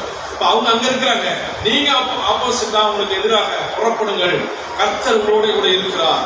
இந்த தைரியத்தை அவங்க கொடுத்த பிறகு அவங்க செய்யறாங்க. அடுத்து என்ன செய்யறாங்கன்னா, 20ஆம் வசனத்தை பாத்தீங்கன்னா, அவர்கள் அதிகாலமே எழுந்திருந்து தெக்கோவாவின் வனாந்திரத்துக்கு போக புறப்பட்டார். அங்கதான் சண்டை கிளம்புறாங்க. அடுத்து பாத்தீங்கன்னா, யூதா எருசலேம் குடிகளை கேளுங்கள், உங்கள் தேவனாய கர்த்தரை நம்புங்கள், அப்பொழுது நிலைப்படுவீர்கள். ஏன் தீர்க்கதரிசிகள் நம்ம சொன்னா, அப்பொழுது தீர்க்கதரிசிகளை நம்புங்கள், அப்பொழுது சித்தி பெறுவீர்கள். ஏன்னா இது ஆண்டவர் நேரடியாக தம்முடைய வார்த்தையை கொடுக்கல, இந்த மனுஷன் வாயிலாக, யகசியல்ங்கிற அந்த மனுஷனுடைய வாயிலாக லேவியன் மேல இறங்கி, யகசியல் என்னும் ஆசாப்பின் புத்திரரில் ஒருவனாகிய லேவியன் மேல் இறங்கி ஆண்டவர் சொன்னார். அதனால தீர்க்கதரிசிகள் வாயிலாய் ஆண்டவர் ஒரு சில நேரத்துல வசனங்கள் வாயிலாய் ஆண்டவர் சொல்லும் போது அது முழுவதுமாக நிறைய பேர் எப்படி நினைப்பாங்க, கனவுல தோன்றி ஆண்டவரே நேரா சொன்னாதான் நான் நம்புவேன்.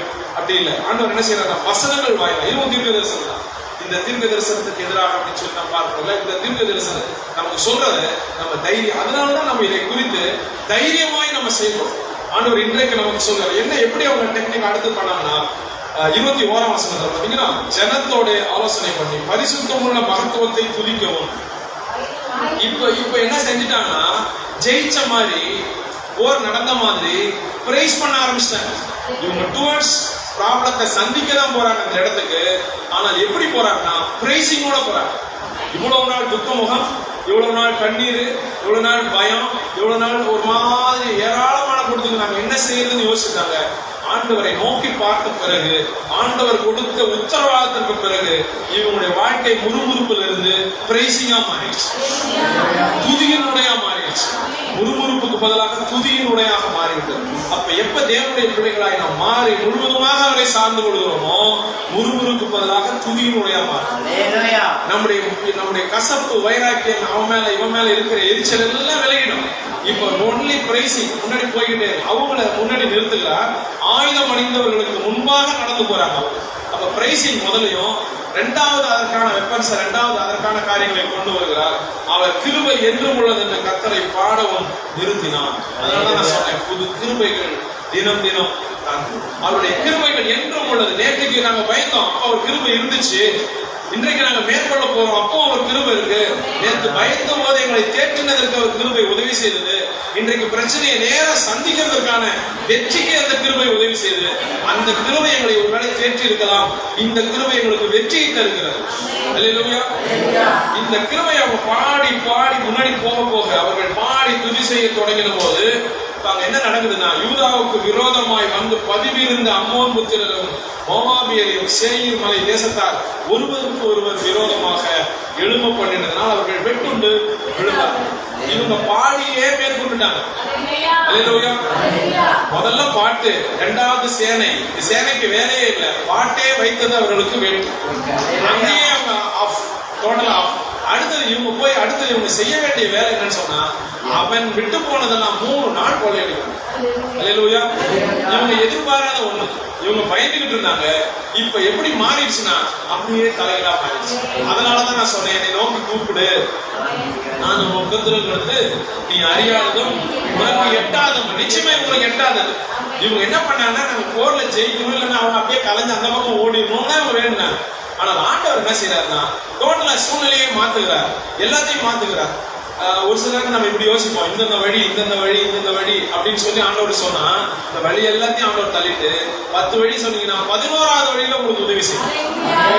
அதனாலதான் அவர் ஆண்டவர், அதனாலதான் அவர் ஜீவன் ஒழுவராய் இருக்கிறார். ஏன்னா நமக்கு இன்றைக்கு தெரியும், நேற்றைக்கு தெரியும். நம்முடைய நாளை அவருக்கு தெரியாது, என்னுடைய நாளையும் அவருக்கு தெரியும், என்னுடைய இறுதி நாளும் அவருக்கு தெரியும்.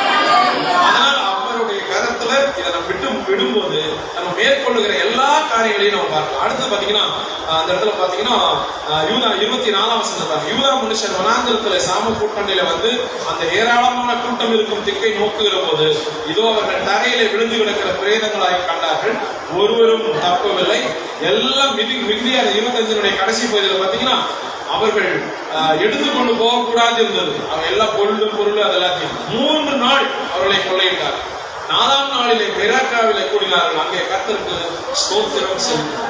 இந்த பெராக்காவுக்கு வர்ற அனுபவத்தை மட்டும் நம்ம டக்குன்னு நினைக்கிறோம். ஆனால் அதுக்கு இவ்வளவு ப்ராசஸ் இருக்கிறத பார்க்கணும். நம்ம அப்படியே சரண்டர் ஆகுறத பார்க்கணும். அவ்வளவு ஈஸி இல்லை. ஒரு பிரச்சனை ஒருத்தரை நெருங்கும் போது சரண்டர் ஆகுது ஈஸி நினைக்கிறீங்க, இல்ல. மேக்சிமம் தண்ணியில விழுந்த தத்தளிக்கிறவன போலதான். தண்ணியில விழுந்துட்டான், அவன் தத்தளிச்சு கொண்டிருக்கிறான். இப்ப நான் காப்பாத்துறேன்ப்பா, தைரியமா இரு, அமைதியா இரு அப்படின்னு இருப்பானா? தன்னால மேக்சிமம் என்ன பண்ண முடியுமோ பண்ணுவோம். கையை நீட்டிங்கன்னா மேக்சிமம் உங்களை கூட உள்ள எழுதுவோம். ஏன்னா எப்படியாவது குலைக்கணும். அதுதான் பிரச்சனையினோட இருக்கக்கூடிய ஒரு மனுஷனுடைய அடையாளம். ஆனால் தேவன் என்ன செய்யறாங்க, என்னை சார்ந்து கொள். பிரச்சனை எதிராக இருக்கும் போது என்னை சார்ந்து கொள். அதை நீ ஓவர் கம் பண்ணுகிற விதமே வித்தியாசமா இருக்கும், நீ அதை தாண்டி செல்லுகிற விதமே வித்தியாசமா இருக்கும். காரணம் என்னன்னா, யுத்தம் கர்த்தருடைய, யுத்தம் தேவனுடைய. நீங்கள் சும்மா நின்று, சும்மா நின்று உண்மையிலே சும்மா தான் இருக்கிறாங்க. பாடினதோட சரி, இவங்க பாடினதோட சரி, எல்லாம் அடிச்சு கலைஞ்சு முடிஞ்சிச்சு. கொள்ளையடிக்கிறாங்க, எல்லாத்தையும் எடுத்துக் கொடுக்கிறாங்க. ஆண்டவர் அவர்களை ஆசீர்வதிக்கிறார். காரணம், ஏன் இந்த ஆசீர்வாதம் பயந்ததுக்கா? ஏன் இந்த ஆசீர்வாதம் கலங்கினதுக்கா? இல்ல, அவங்க நம்பினது. யுத்தம் கர்த்தருடையது நம்பினதுக்கான பரிசு. அல்லேலூயா. நீங்க எத்தனை பேர் யுத்தம் கர்த்தருடையதுன்னு சொல்லி இன்னைக்கு நம்ப போறீங்க? எதிராக வரக்கூடிய யுத்தம். அடுத்தது இன்னொரு குறிப்பை நம்ம பார்க்கலாம். வேகமா சொல்லி நான் முடிக்கிறேன். நான் பாஸ்டர் எனக்கு ரொம்ப குறைவான நேரத்தை கொடுத்துருக்காங்க. ஏன்னா இன்னைக்கு கம்யூனிட்டி சர்வீஸ்ங்கிறதுனால. அல்லேலூயா. இன்னொரு பகுதி நம்ம அந்த பகுதியை வாசிக்கலாம். அந்த இடத்துல பாத்தீங்கன்னா பிரச்சனை எங்க இருந்து வருதுன்னா, முன்னாடி இருந்து வரல, பின்னாடி இருந்து வருது. அங்க நம்ம வாசிக்கலாம். அது யாத்திரையாகும் 14ஆம் அதிகாரம். நம்ம அறிந்த ஒரு பகுதிதான். இஸ்ரவேல் மக்கள் மோசே மூலமாக வனாந்தரத்தில் அடிமைப்பட்டு கிடந்த அவர்களை, எகிப்தில் அடிமைப்பட்டு கிடந்த அவர்களை வனாந்தரத்தின் வழியாய் மோசே அழைத்து கொண்டு வருகிறார். மோசே அழைத்து கொண்டு கூட்டிட்டு வருகிறார். 14ஆம் அதிகாரம் முதல் வசனத்தை நான் வாசிக்கிறேன். பக்கம் 86 இருக்கு. யாத்திரையாகும் 14ஆம் அதிகாரம். நீங்கள் திரும்பி மிக்தோலுக்கும் சமுத்திரத்துக்கும் நடுவாக பாகால் செபோலுக்கும் முன்பாக இருக்கிற ஈரோத் பள்ளத்தாக்கின் முன்னடியில பாளையத்தில் இறங்க வேண்டும் என்று இஸ்ரவேல் புத்திரருக்கு சொல்லு. அதற்கு எதிராக சமுத்திரக்கரையில் பாளையம் இறங்குவீர்களாக. பிரச்சனை அந்த இடத்துல என்ன நடந்துச்சுன்னா, நம்ம பழைய அந்த 4ஆம் பார்த்தோம்ல, சமுத்திரத்துல இருந்து பிரச்சனை தாண்டி இந்த பக்கம் வந்திருந்தது. இப்ப இவங்களுக்கு சமுத்திரம் முன்னாடி நிக்குது, பிரச்சனை பின்னாடி இருந்து வருது. அப்போ எல்லா டைரக்ஷன்லயும் கடவுளை போய் சேவ் பண்ண முடியும். பிரச்சனை முன்னாடி இருந்தாலும் சரி, பிரச்சனை பின்னாடி இருந்தாலும் சரி. இங்க என்ன பிரச்சனை வருகிறது அப்படின்னு சொல்லி நம்ம பார்க்கலாம். அப்பொழுது இவங்க போயிட்டாங்க. அதாவது இஸ்ரவேல் மக்கள் 400 ஆண்டுகளுக்கு மேலாக அடிமைப்பட்டு கிடக்கிறாங்க. இந்த சம்பவம் உங்களுக்கு தெரியும் நினைக்கிறேன். பார்வோனுக்கு அடிமைப்பட்டு கிடக்கிறாங்க எகிப்துல. தேவன் என்ன செய்யறாருன்னா, என்னுடைய மக்களை நான் அழைத்து கொண்டு வெளியே வரணும், பாலும் தேவன் மூடுகிற கானான் தேசத்துக்கு வரணும் அப்படின்னு சொல்லி அழைத்து கொண்டு வருகிறார். இந்த எகிப்து எதை காட்டுகிறதுனா, பாவத்தை காட்டுகிறது. கானான் தேசம் எதை காட்டுகிறதுன்னு சொன்னா ரட்சிப்பின் அனுபவத்தை காட்டுகிறது, தேவனுடைய பிள்ளைகள் அனுபவத்தை காட்டுகிறது. அழைத்து கொண்டு வருகிற ரட்சகர் மோசே, அங்க இங்கு அழைத்து கொண்டு வருகிற ரட்சகர் ஆண்டவராகிய இயேசு கிறிஸ்து. அந்த இடத்துல கண்ணுக்குட்டி வெட்டப்பட்டு சிலுவையில அந்த இதுல கதவுலாம் தடவப்பட்ட மக்கள் வெளியேறுகிறார். இன்றைக்கும் பாத்தீங்கன்னா ஆண்டவராகிய இயேசு கிறிஸ்துவினுடைய ரத்தம் சிந்தப்பட்டு அதனால சுத்திகரிக்கப்பட்ட நாம் வெளியே வந்து கொண்டிருக்கிறோம். இப்ப சம்பவம் என்ன நடக்குதுன்னா, வெளியே வந்துட்டாங்க, எகிப்துல இருந்து வெளியே வந்துட்டாங்க. அங்க இருக்கிற மக்கள்கிட்ட கொள்ளையடிச்சு கொண்டு வெளியே வந்துட்டாங்க. எங்க வருதுன்னா டுவர்ட்ஸ் கானானுக்கு போறாங்க. 20 நாள்ல போலாம், 15 நாள்ல போனா போயிட்டு வந்தவங்க தான். யோசேப்பு அவங்க ராஜாவா இருக்கும்போது, யாக்கோபு இங்க இருக்கும்போது போயிட்டு வந்திருக்கிறாங்க, மூட்டையை தூக்கிட்டு போயிட்டு வந்திருக்காங்க. இப்ப பாத்தீங்கன்னா சமுத்திர வழியாகி போங்க அப்படின்னு சொல்லி ஆண்டவர் கொடுக்குறாரு இவங்களுக்கு ஒரு வாசல். இப்படி போங்க. இப்படி போகும்போது அவர்கள் ஆப்போசிட்ல சமுத்திரம் அங்க இவங்களை தடை செய்து, சமுத்திரத்தை பத்தியே உங்களுக்கு கவலை இல்லை, சமுத்திரத்தை பத்தியே உங்களுக்கு தெரியாது, இவங்க மோசே கூப்பிட்டு போறாங்க. இப்ப என்ன நடக்குதுன்னு சொன்னா, முதல்ல அனுமதிச்ச அந்த பார்வோன் என்ன செய்யறான்னா, வேண்டாம் அவனை விட்டாத, குடிச்சு மறுபடியும் எல்லாத்தையும் திரும்ப பழைய நிலைக்கு கொண்டு வா அப்படின்னு சொல்லி அனுப்புறேன். இப்ப நாம கூட நிறைய நேரத்துல பாவத்துல அப்படிதான் மாட்டிருக்கோம். இந்த பாவம் வேண்டாம்னு சொல்லி தப்பிச்சு வந்திருக்கோம். ஆனால் சத்துருவான என்ன செய்யல, விடல, மறுபடியும் பழைய பாவத்துக்கு கொண்டு வரும். ஒவ்வொரு ஞாயிற்றுக்கிழமையும் நம்ம என்ன செய்யறோம், இருதயத்தின் ஆழத்துல சுத்திகரிக்கப்பட வேண்டிய சூழ்நிலை தான். அப்படிதான் இந்த மக்கள் இருக்காங்க. அப்ப இவங்க என்ன செய்யறாங்கன்னா, பார்வோன் அழைச்சிட்டு வா திரும்பட்டு ரதங்களையும் அனுப்புறான். எப்படி அந்த வசனத்தை நம்ம வாசிக்கலாம். அந்த இடத்துல பாத்தீங்கன்னா 4ஆம் வசனத்துல பாருங்க. ஆகையால் பார்வோன் அவர்களை பின்தொடரும்படிக்கு நான் அவர் இருதயத்தை கடினப்படுத்தி நானே கர்த்தர் என்பதை எகிப்தியர் அறியும்படிக்கு பார்வோனாலும் அவருடைய எல்லா ராணுவத்தாலும் மகிமைப்படுவேன் அப்படின்னு சொல்லி ஆண்டவர் சொல்றார். இந்த இடத்துல பாத்தீங்கன்னா எகிப்தியர் 9ஆம் வசனத்துல எகிப்தியர் பார்வோனுடைய சகல குதிரைகளோடும் ரதங்களோடும் அவருடைய குதிரை வீரரோடும் சேனைகளோடும் அவர்களை தொடர்ந்து போய் சமுத்திர தண்டையிலே பாகால் சேவேலுக்கு இருக்கக்கூடிய எதிராக இருக்கக்கூடிய ஈரோத் பள்ளத்தாக்கின் முன்னணியிலே பாளையம் இருக்கிற அவர்களை கிட்டினார். இப்போ முன்னாடி கடல் இருக்கு, வெளியே போயிட்டோம், தப்பிச்சிட்டோம், அவ்வளவுதான், அங்க இருந்து நம்ம தப்பிச்சிட்டோம், இனிமே நமக்கு சொர்க்கம் தான் அப்படின்னு நினைச்சு மூவ் பண்ணிக்கிட்டு இருக்கும்போது பின்னாடி விரட்டிட்டு வராங்க. யார் விரட்டிட்டு வராங்கன்னா, ரதத்தோட விரட்டிட்டு வராங்க, பவர்ஃபுல்லா விரட்டிட்டு வராங்க. இவங்க கிட்ட ஒரு ஆயுதம் இல்லை, இவங்க அவங்ககிட்ட கொள்ளையடிச்சு போன பொருள் மட்டும்தான் இவங்க. முன்னாடி மோசேங்கிற லீடர் இருக்கிறாரு, பின்னாடி இருந்து வேகமா விரட்டிட்டு வர்றாங்க. அப்போ அவங்களுடைய காயம் என்ன நடக்குதுன்னா 10ஆம் வசனத்துல பாத்தீங்கன்னா, பார்வோன் சமீபித்து வரும்போது இஸ்ரவேல் புத்திரர் தங்கள் கண்களை ஏறிட்டு பார்த்து எகிப்தியர் தங்களுக்கு பின்னே வருகிறதை கண்டு மிகவும் பயந்தார்கள். அப்பொழுது இஸ்ரவேல் புத்திரர் கர்த்தரை நோக்கி கூப்பிட்டார். இப்ப பிரச்சனை எங்க இருந்து வருது, பின்னாடி இவங்க பாக்குறாங்க. பார்த்தா 600 ரதம், நிறைய போர் வீரர்கள் வருகிறாங்க. இவங்களை அப்படியே கேப்சர் பண்ணிட்டு எடுத்துட்டு போறாங்க. உடனே ஆட்டோமேட்டிக்கா இவங்க பயந்துட்டு இஸ்ரவேல் புத்திரர் கர்த்தரை நோக்கி பார்க்கிறாங்க. அடுத்தது நிறைய பேர் இருப்பாங்க, நம்மளை போல அங்கேயும் நிறைய பேர் இருக்காங்க, நம்மளை போல ஆண்டவருக்கு துதி செய்யறவங்க நிறைய பேர் இருக்காங்க. பாருங்க எப்படி துதி செய்யறாங்க பாருங்க. 14ஆம் வசனம். அன்றியும் அவர்கள் மோசையை நோக்கி, எகிப்திலே பிரேத குழிகள் இல்லை என்றா வனாந்தரத்தில் சாகுபடிகளை கொண்டு வந்து, எப்படி இருக்கு பாருங்க அவங்களுடைய பிரைசிங். ஆண்டவர் நோக்கி பார்த்தா என்ன செய்யணும், துதிக்கணும். ஆனா இவங்க என்ன செய்யறாங்கன்னா, அங்க பிரேத குழி இல்லைன்னா கொண்டு வந்து இங்க வந்து புதைக்க பாக்குற, இவர்தான் காப்பாத்தி கூட்டிட்டு வருகிறவருக்கு இப்படி சொல்றாங்க, நீர் எங்களை எகிப்திலிருந்து புறப்பட பண்ணினால் எங்களுக்கு இப்படி செய்தது என்ன? அப்போ நிறைய நேரத்துல நாம கூட இப்படி சொல்றோம், நான் மட்டும் பழைய ஆளா இருந்தேனா, நான் மட்டும் இயேசு கிறிஸ்துவை ஏற்றுக்கொள்ளாம முன்னாடி நான் என் வாயில வரதே வேற, நான் செய்யற விதமே வேற, நேரம் நீ பேசிட்டு இருக்க முடியாது, நேரம் 10 அடி அடிச்சிருப்பேன். இப்படிலாம் நம்ம என்ன செய்யறோம்னா பழைய பெருமையை சொல்றோம். ஆனா அதை என்ன தெரியுமா, உண்மையான எதுக்குமா, அங்க பிரேத குழி இல்லைன்னா இங்க கொண்டு வந்தீங்கன்னா என்ன அர்த்தம், பிரேத குழியில் இருக்க வேண்டிய ஆளு இவன் எதை பத்தி யோசிக்கிறான், சாவ பத்தியே யோசிக்கிறான். அப்ப நிறைய நேரத்துல விடுதலை அடைந்தாலும் இப்படி சொல்லலாம், எகிப்திலிருந்து மக்கள் எகிப்திலிருந்து விடுதலை அடைந்து விட்டார்கள், இஸ்ரவேல் மக்கள் இருதயத்திலிருந்து எகிப்து விடுதலை அடைந்தார்கள். அல்லேலூயா. இஸ்ரவேல் மக்கள் அங்கிருந்து வெளியே வந்துட்டாங்க, ஆனா இவங்க இருதயத்திலிருந்து இஸ்ரவேல் மக்கள் இருதயத்திலிருந்து எகிப்து போகல, பிரச்சனை இன்னும் வெளியே போகல.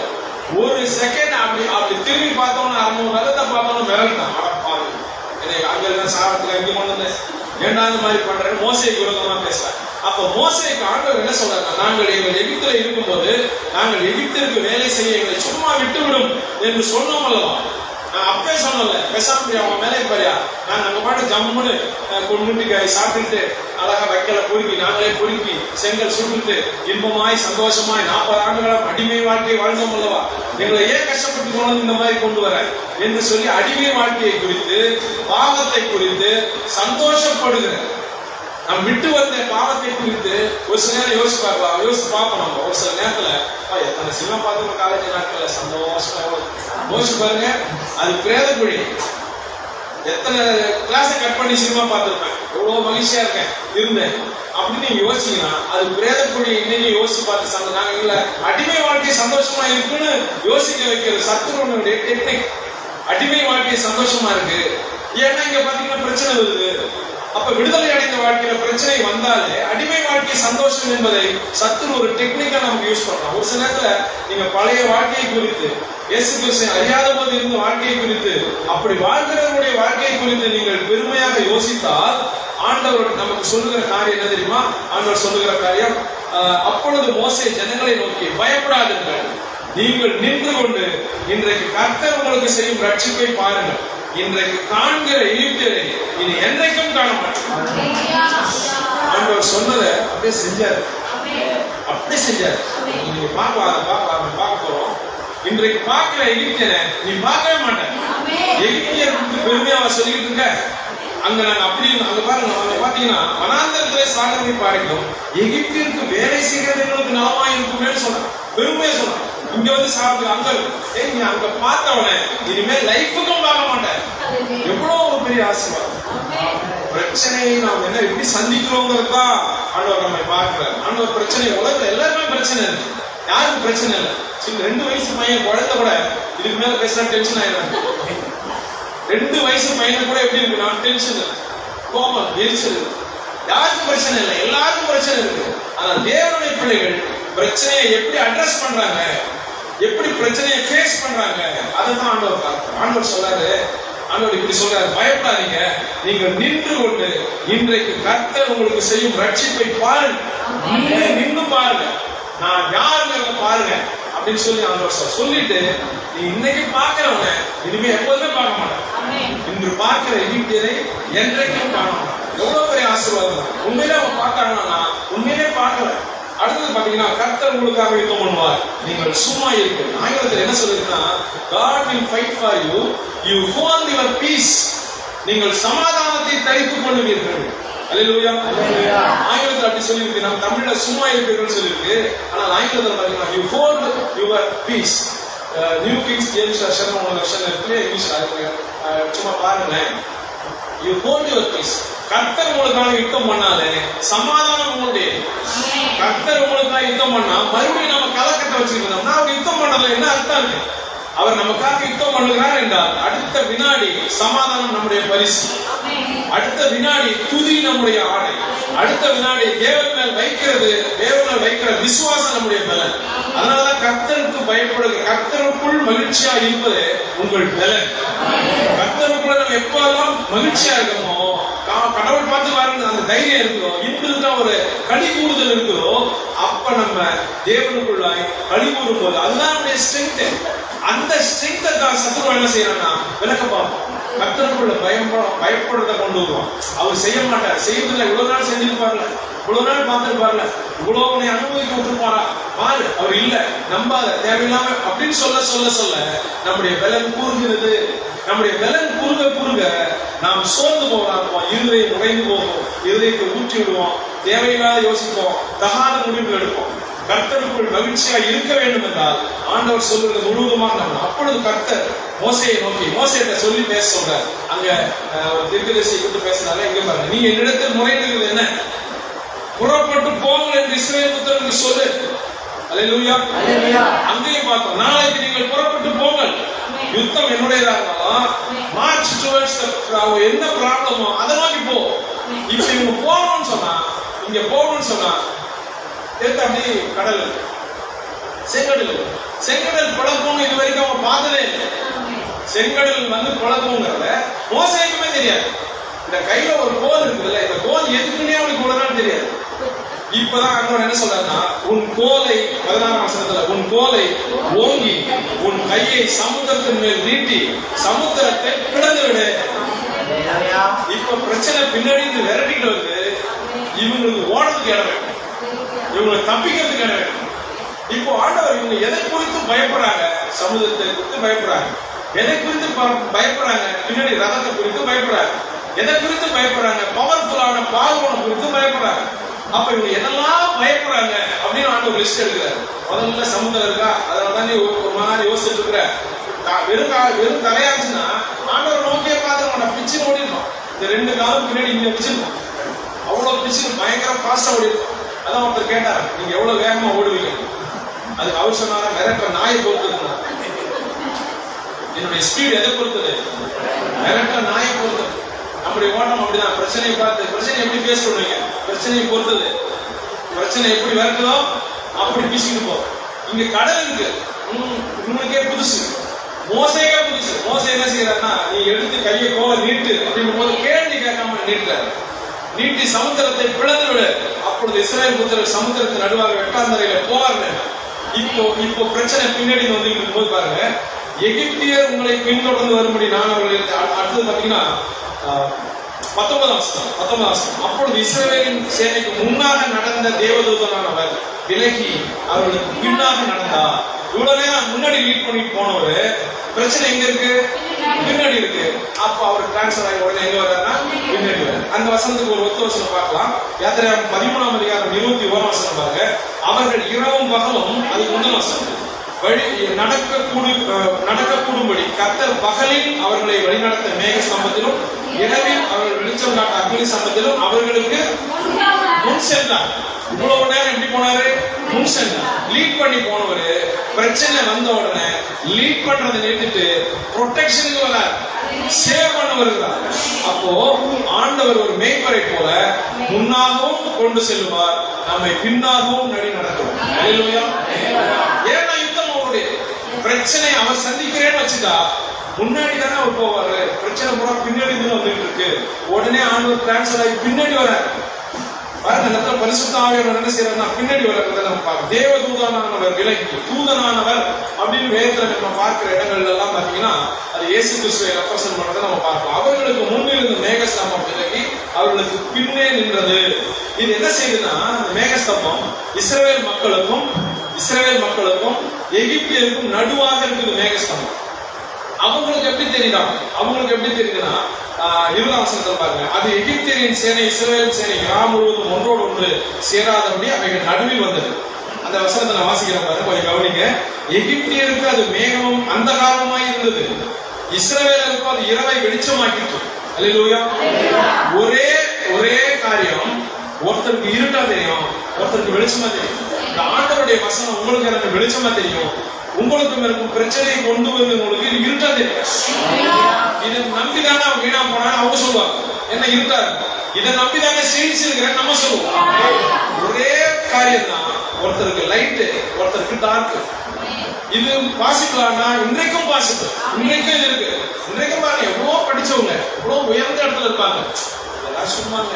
நான் சொல்றேன், 15 வருடம் 20 வருடம் ஊழியம் பண்ண ஒருத்தர் சொல்ற இதெல்லாம் போய் அப்படின்னு சொல்லி. இன்னைக்கு அவருக்கு எப்படி தெரியுது? மேகத்துக்கு நடுவில் அந்த பக்கம் இருக்க பரிசுத்த ஆவியானவர் நமக்கு இருக்கிறதுனால வெளிச்சம் போட்டு காட்டுறாரு. அதுவும் இதுவும் மிக்ஸ் பண்ணாம இருக்கிறதுக்கு இது உதவி செய்யும். அல்லேலூயா. அடுத்து பாத்தீங்கன்னா, மோசே தன் கையை நீட்டி சமுத்திரத்தை பிளந்த பிறகு கீழ்காட்டினால வந்துச்சு. என்ன செஞ்சுனா, இப்ப இவங்களுக்கு பாதையை விட்டுச்சுல, அதே கீழ்காற்று அந்த கடலை மூடி அவங்க எல்லாத்தையும் மூழ்க வைக்கணும்.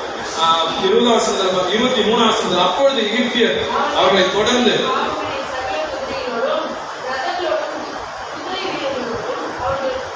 அவர்கள் பிறனாலே சமுத்திரத்தின் நடுவே பிரவேசித்தார்கள். இப்ப அவங்க முன்னாடி போறாங்க, பிரச்சனை விடாம விரட்டிட்டு போகுது. கடலை தாண்டாலும் விடல, தாண்டி என்ன செய்யுது? விரட்டிட்டு போகுது. எதுக்கு? கடலை தாண்டும் போது ஆண்டவர் அங்கேயே மறைச்சிருக்கலாம்ல, அங்கேயே அடக்கிருக்கலாம் அவங்கள. ஆனா அடக்கல. ஏன் அடக்கல? பாருங்க, கிழக்கு வெளுத்து 24ஆம் வசனம், கிழக்கு வெளுத்து வரும் ஜாமத்தில் கர்த்தர் அக்கினியும் மேகமான ஸ்தம்பத்தில் இருந்து எகிப்தியர் சேனையை பார்த்து அவர்கள் சேனையை கலங்கடித்து அவருடைய ரதங்களில் இருந்து உருளைகள் கலலவும் அவர்கள் தங்கள் ரதங்களை வருத்தத்தோட நடத்தவும் பண்ணினார். அப்பொழுது எகிப்தியர் அவங்க சொல்றாங்க, இஸ்ரவேலரை விட்டு ஓடி போவோம், கர்த்தர் அவர்களுக்கு துணை நின்று எகிப்தியருக்கு விரோதமாக யுத்தம் பண்ணுகிறார். ஒருவேளை மோசை மூலமாய் சொன்னதை நம்பாதவங்க கூட இப்ப எகிப்தியர் மூலமா சொன்னதை கண்டிப்பா நம்பிடுவோம். அல்லேலூயா. நாம கூட நிறைய நேரத்துல அப்படிதான் பரிசுத்த ஆவியானவர் நமக்கு சொல்றதை நம்ப மாட்டோம். பிரச்சனையினூட ஒருத்தர் இருக்கான் பாருங்க, அந்த பிரச்சனை சொல்லுவாங்க கூட கடவுள் இருக்காங்க, அப்பதான் நம்ம நம்புவோம். ஒரு சில நேரத்துல அப்படி கூட ஆண்டவர் நம்மோடு கூட இடைபடுவார். இப்ப கர்த்தர் யுத்தம் பண்ணினாருங்கிறத யார் நம்புனாங்கன்னா, இஸ்ரவேல் மக்கள் நம்பினதை காட்டிலும் எகிப்தியர் நம்பினாங்க. நம்ப வேண்டிய சூழ்நிலை, ஏன்னா ரத்தம் கழிந்து உருண்டு ஓடுது. இவன் வந்த வேகம் வேற. இவன் எதிர்பார்க்கவே இல்லை செங்கடல் பறந்து நடுவ மாட்டுவான். இவன் நேரடியா வரணும், நேரடியா வந்து அவங்க கேப்சர் பண்ண வந்தவன் இப்ப டோட்டலா இவங்க புதைஞ்சிட்டாங்க உள்ளுக்குள்ள. இப்ப இதற்கு யாரு காரணம் அப்படின்னு சொன்னா, கடவுளுடைய மிகப்பெரிய ஒரு காரியம் காரணம். கர்த்தர் மோசையை நோக்கி 26 ஜலம் எகிப்தியர் மேலும் அவர்கள் ரதங்கள் மேலும் அவருடைய குதிரை வீரர்கள் மேலும் திரும்பும்படிக்கு உன் கையை சமுத்திரத்தின் மேல் நீட்டி என்றார். அல்லேலூயா. உங்களுக்கு வழி விடுவதற்கும் உதவி செய்யும் அந்த கரம், அந்த கோல் எதிராளிகளை அழிப்பதற்கும் உதவி செய்யும். உங்களுக்கு நமக்கு பிரச்சனை பின்னாக வரும்போது அதற்கான வழியும் திறந்து கொடுக்கும், பிரச்சனையும் அதற்குள்ளாக மூழ்கடிக்கும். எதை குறித்து நம்ம பயப்பட்டோம்? முன்னாடி தண்ணி நிற்கிறது பயப்பட்டோம், பின்னாடி விரட்டிக்கு வருகிற ரதங்கள் சேனைகள் நம்பர் எண்ணிக்கை அதனுடைய பிரச்சனைகளை வீரியத்தை குறித்து பயப்பட்டோம். எதற்காக பயப்பட்டோமோ இந்த பயத்துல அதை கொண்டு மூழ்கடிக்கிறதுக்கு ஆண்டவராலே முடியும். ஒரு பிரச்சனை முன்னாடி தடுத்துட்டு இருக்கு, ஒரு பிரச்சனை பின்னாடி வந்துகிட்டு இருக்கு. பிரச்சனையை விலக்கி நம்ம அந்த பக்கம் கொண்டு போயிட்டு வருகிற பிரச்சனையை இன்னொரு பிரச்சனையில மூழ்கடிக்க தேவராலே மட்டுமே இந்த காரியம் உங்களுக்கு நீங்க அனுபவிச்ச புரியும். இந்த சம்பவம் வந்து நீங்க அனுபவிச்ச புரியும். ஒரு பிரச்சனையில இன்னொரு பிரச்சனையை மூழ்கடிக்க தேவனால் மட்டுமே கூடும். நீங்க பயந்துகிட்டு இருக்கிற ஒரு பிரச்சனையை கொண்டு நீங்கள் பயந்து கொண்டிருக்கிற இன்னொரு பிரச்சனைக்குள்ளாய் மூழ்கடித்து உங்களை மாத்திரம் விடுதலை செய்ய தேவனால். காரணம் ஒன்னே ஒண்ணுதான், யுத்தம் உங்களுடைய நல்ல, யுத்தம் தேவனுடைய. கண்களை மூடி ஆண்டவரை நோக்கி பார்க்கலாம். ஒருவேளை இந்த ஒரு நிமிஷத்துல நீங்கள் உங்கள் இருதயத்தை அழுத்திக் கொண்டிருக்கிற எந்த யுத்தமா இருந்தாலும் ஆண்டவர் சொல்லுங்க. முதல்ல நம்ம 2 நாளாக பார்த்த யோசபாத் நாட்கள்ல பிரச்சனை எதிராக இருந்தது. கடலுக்கு அந்த பக்கத்திலிருந்து பிரச்சனை இந்த பக்கம் வந்து நின்று இருந்தது. இஸ்ரவேல் மக்கள் வாழ்க்கையில கடல் நடுவாக நிற்கும் முன்பதாக பின்னாடி இருந்து பார்வோன் சேனை பிரச்சனையாய் பெரிய சோதனையாய் இவர்களை மூழ்கடிக்க வந்து கொண்டிருந்தது. அது எந்த டைரக்ஷன்ல இருந்தாலும் சரி, யுத்தம் கர்த்தருடையது என்றால், யுத்தம் அவருடையது என்றால், யுத்தம் தேவனுடையது என்றால் விடுவிக்கப்படுகிறோம். நாம் அவருடைய பிள்ளைகள் என்பதால விடுவிக்கப்படுகிறோம். அப்ப நம்முடைய வாழ்க்கையினுடைய எல்லா பகுதிகளிலே, அத்தனை பகுதிகளில் எந்த டைரக்ஷன்ல பிரச்சனை வந்தாலும் சரி, தேவன் அதை சந்தித்துக் கொள்வார். இது இனிமேல் என்னுடைய பிரச்சனை அல்ல என்பதை நாம் புரிந்து கொள்ளும் போது கர்த்தர் நமக்காக பெரிய மகத்துவமான காரியங்களை செய்ய முடிவார். ஒரு பல்லவி பாடி ஆண்டவரை ஆராய்ந்து நாம் ஜெபிக்கலாம். செல்லும் இடமெல்லாம் என்னோடு இருந்து என்னை கனப்படுத்துவீ, தகப்பன் தேசத்திற்கு திரும்பும் வரையில் என்னை காப்பாற்றுவீ. செல்லும் இடமெல்லாம் என்னோடு இருந்து என்னை கனப்படுத்துவீ, தகப்பன் தேசத்திற்கு திரும்பும் வரையில் என்னை காப்பாற்றுவீ. சொன்னதை செய்யும் அளவும் என்னை கைவிடவே மாட்டீர். எனக்கு சொன்னதை செய்யும் அளவும் என்னை கைவிடவே மாட்டீர். ஒரு முறை செல்லும் செல்லும் இடமெல்லாம் என்னோடு இருந்து தகப்பன் தேசத்திற்கு திரும்பும் வரையில் என்னை காப்பாற்றுவீ. சொன்னதை செய்யும் அளவும் என்னை கைவிடவே மாட்டேன். நாளத்திலிருந்து சொன்னதை செய்யும் அளவும் என்னை கைவிடவே மாட்டேன்.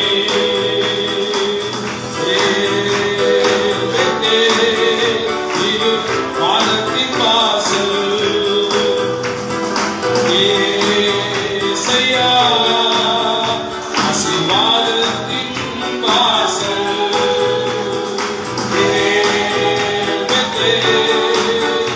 இது வானத்தின் வாசல், ஏசையா ஆசீர்வாதத்தின்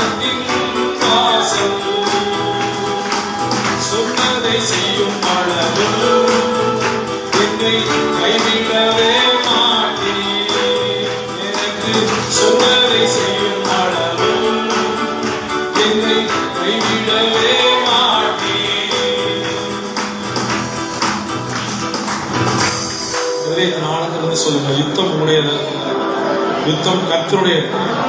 இதயத்தின் ஆழத்திலிருந்து சொல்லலாம், யுத்தம் என்னுடையதல்ல ஆண்டவரே.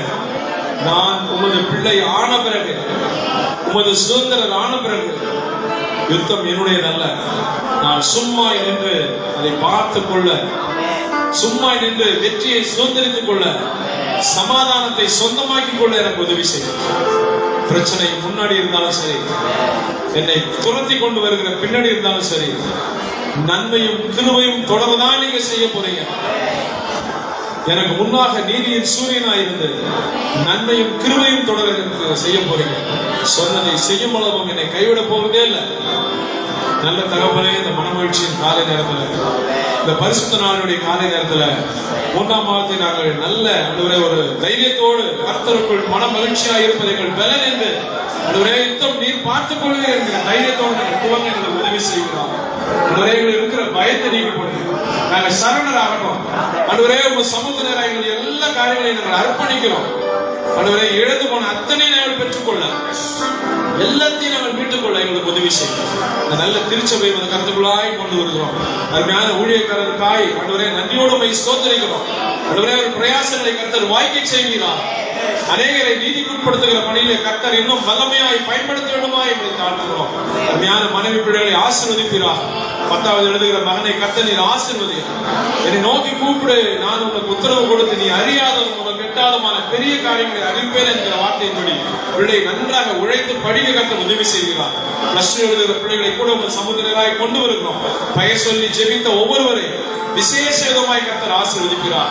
ஆண்டவரே, இந்த நாளின் ஆராதனையில கலந்து கொண்ட ஒவ்வொருவருடைய பிரச்சனைகளையும், பாரங்களையும், மன கிளேசங்களையும் சமுதிரனாய் நாங்கள் கொண்டு வருகிறோம். எதிராக இருந்து தாக்கினாலும் சரி, பின்னாய் இருந்து தொடர்ந்தாலும் சரி, கர்த்தர் எங்களுக்கு முன்னாகவும் எங்களுக்கு பின்னாகவும் இருந்து யுத்தம் என்னுடையது என்று வாக்கு கொடுத்தது. நீ சொன்னதை செய்யும் அளவு கைவிட போவதே இல்லை. நாங்கள் வெற்றியை சுதந்திரித்துக் கொள்ள எங்களுக்கு உதவி செய்யும். மொத்த துதி கனம் மகிமை உமக்கு செலுத்துகிறோம்.